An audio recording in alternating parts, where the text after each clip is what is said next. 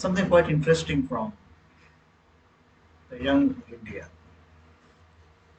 Gandhiji met some students and asked some questions. This article was published on 23rd March 1921. It goes like this: For God, King, and Country. That's the title. During my peregrinations, I once came across boys in uniform and asked them what their uniform meant. I observed that their uniform was made of foreign cloth or cloth woven out of foreign yarn.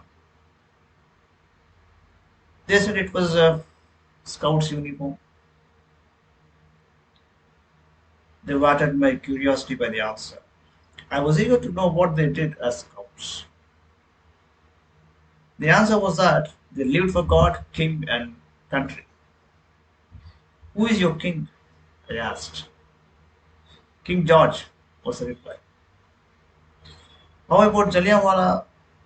Supposing you had been in that place on the 13th April 1919 and were asked by General Dyer to shoot your terrified countrymen, what would you have done? Of course, I would not have obeyed the command.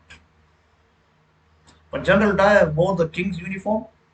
Yes, but he belongs to the bureaucracy and I have nothing to do with it. I suggested that we could not separate the bureaucracy from the king, that the king was an impersonal ideal existence which meant the British Empire, and that no Indian could remain loyal in the accepted sense to the empire as it was at present represented and be loyal to God at the same time. An empire which could be responsible for the terrorism of the martial law regime, that would not repent of the wrong, that could enter into secret treaties in breach of solemn obligations, would only be reckoned as a godless empire. Loyalty to such an empire was disloyalty to God.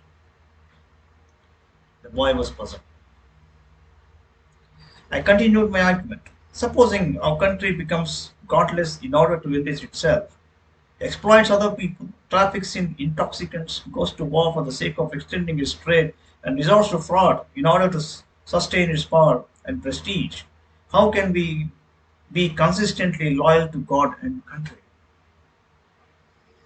Must we not forsake the country for the sake of God? I suggest, therefore, that you should bind yourself to be faithful and loyal only to God and none else in the same sense and in the same breath. There were many of his companions who were deeply interested in the conversation. Their chief too came in. I repeated my argument to him and asked him to tax himself and stimulate the inquiring spirit of the grown up young men whom he was guiding. Hardly was the absorbing topic exhausted when the train steamed out of the station. I felt sorry for the splendid lads and understood better the deep meaning of the movement of non cooperation.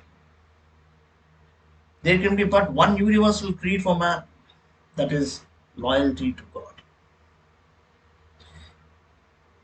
It includes, when it is not inconsistent, loyalty to king, country, and humanity. But it equally often excludes all else.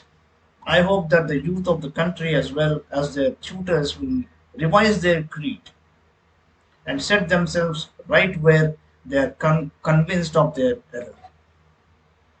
It is no small matter for tender minds to have formulas presented to them which cannot bear scrutiny. Isn't that interesting? Was